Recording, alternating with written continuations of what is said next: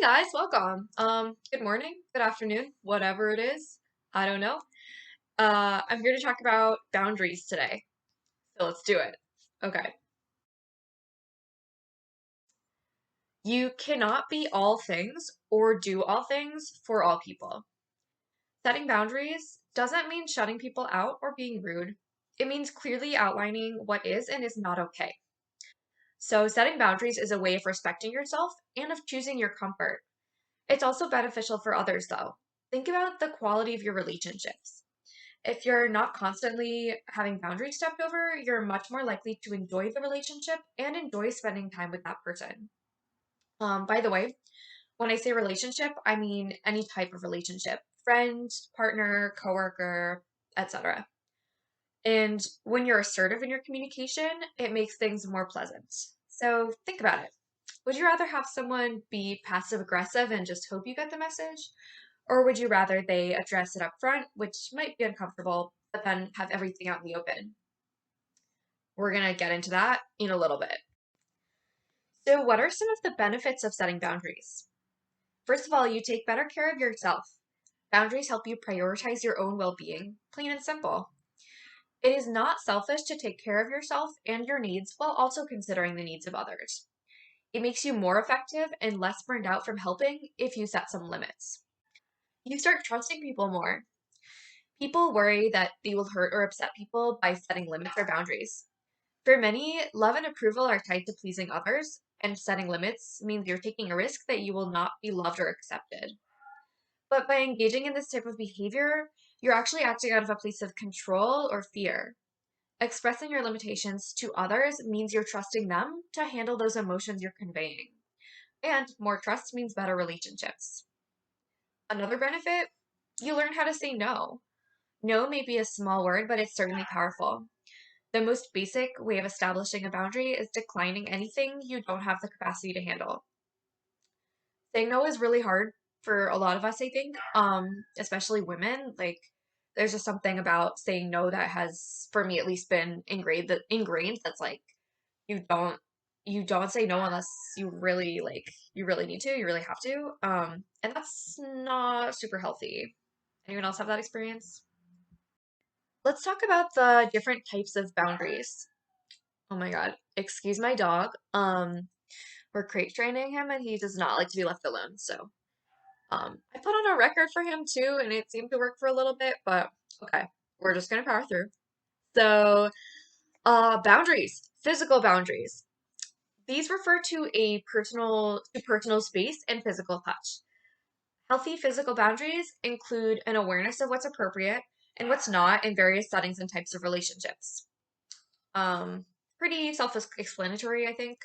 Um, yeah. Oh my God, serious. Okay.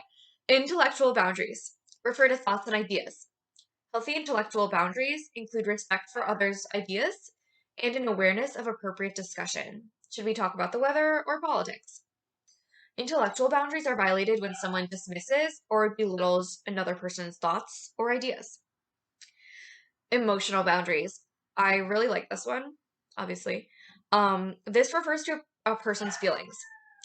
Healthy emotional boundaries include limitations on when to share and when not to share personal information. For example, gradually sharing personal information during the development of a relationship as opposed to revealing everything to everyone. Emotional boundaries are violated when someone criticizes, belittles, or invalidates another person's feelings. I feel like that one's really big. And also like often overlooked, right? Like if someone crosses a physical boundary, that's often pretty clear and like pretty frowned upon, right? But emotional boundaries can sometimes be a little bit harder, right?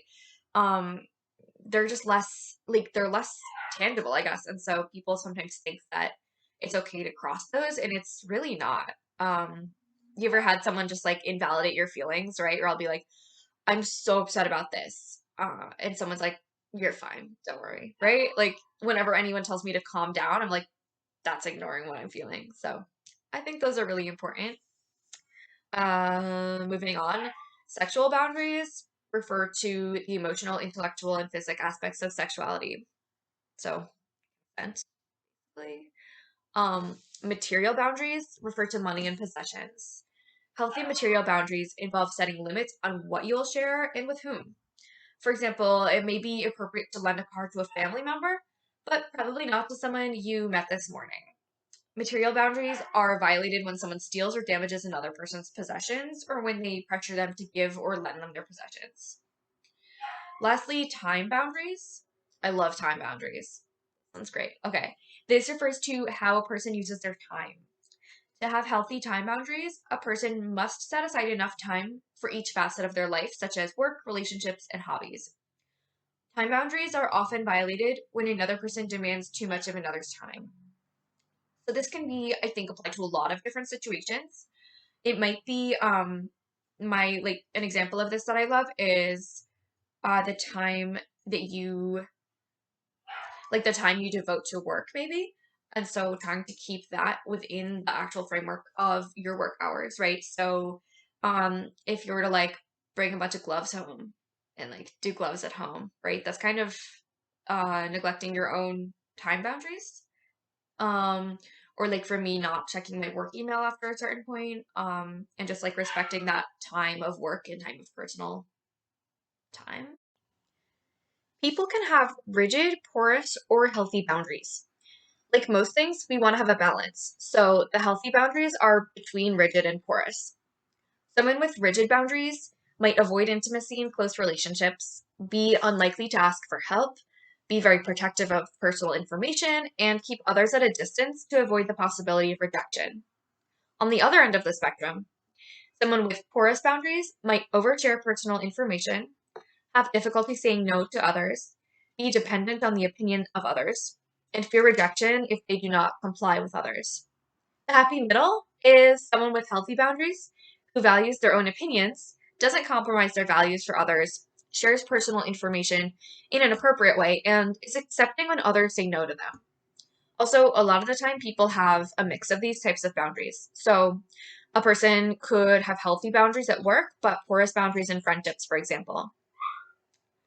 So, how do we do it? How do we make these healthy boundaries? With assertive communication. Assertive communication is when a person stands up for their own needs and wants while also taking into consideration the needs and wants of others without behaving passively or aggressively. When you are using assertive communication, you clearly state your wants and needs while listening to others without interruption. You have eye contact and appropriate speaking volume, use a steady tone of voice, and confident body language. Basically, this is another happy middle between passive and aggressive communication. So being too passive would be like prioritizing others' needs all the time without expressing your own needs. This often looks like a lack of confidence, poor eye contact, and allowing others to take advantage. Then on the other side, communicating aggressively looks like using criticism, humiliation, and domination, interrupting or not listening, being unwilling to compromise, and being disrespectful towards others. So here's a quick example of what these communication styles can look like. Okay, so here's a scenario. A friend asks to borrow your car, and this will be a big inconvenience for you. So, hey, can I borrow your car tomorrow? Yeah, I guess that's fine. Do you need me to fill the tank? That was passive. Next. Hey, can I borrow your car tomorrow? No way. Why would I let you borrow my car? You're crazy to even ask. That was aggressive. Hey, can I borrow your car tomorrow? I need my car that day, but I'll have time to drop you off. That was assertive. Some tips for being the happy middle or assertive. Express your thoughts and feelings calmly. Plan what you're going to say.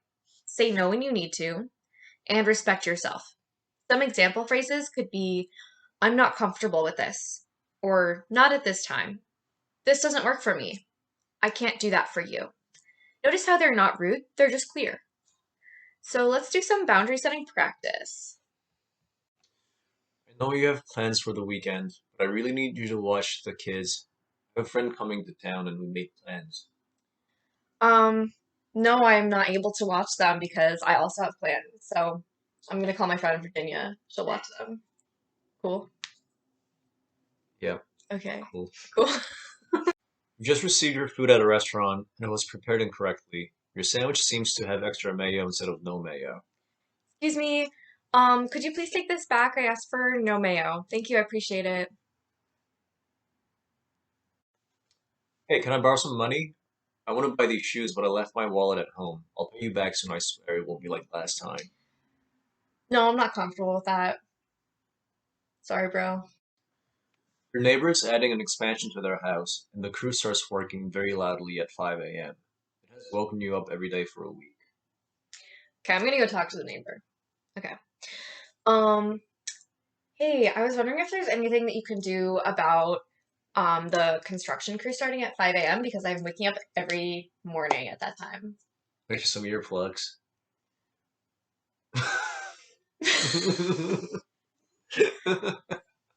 And that is a sort of communication. Guys, setting boundaries can be really hard. Um, I just want to I just want to go out and say that. I think it's hard. I think sometimes it can go against a lot of what I don't know, what we think is respectful of others, but um, it's not always respectful to ourselves. So, yeah, it can be hard. Let's just say that. Are you conflict avoidant or a people pleaser or someone who always wants to be involved? Let's talk about some reasons why boundaries are tough. So, setting boundaries is the ultimate test in self-care. Taking care of others make them naturally to you, or it's just easier to help out rather than risk upsetting someone else.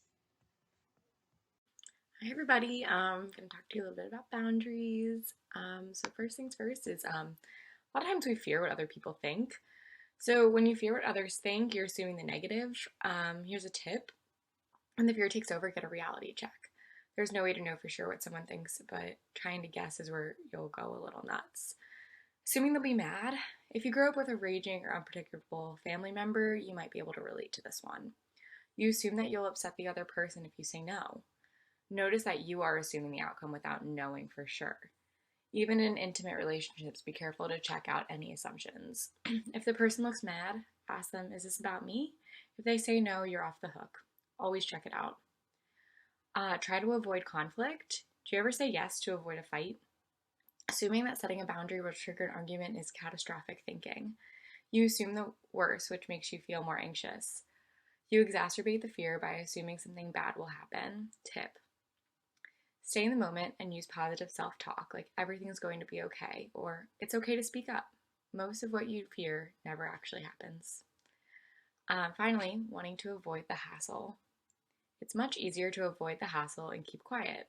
At first, you'll feel like you're saving the day, but there's a price to pay when you say yes but mean no. Ignoring what you need creates a sense of hopelessness.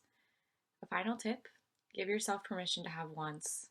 The people who love you want you to take care of yourself.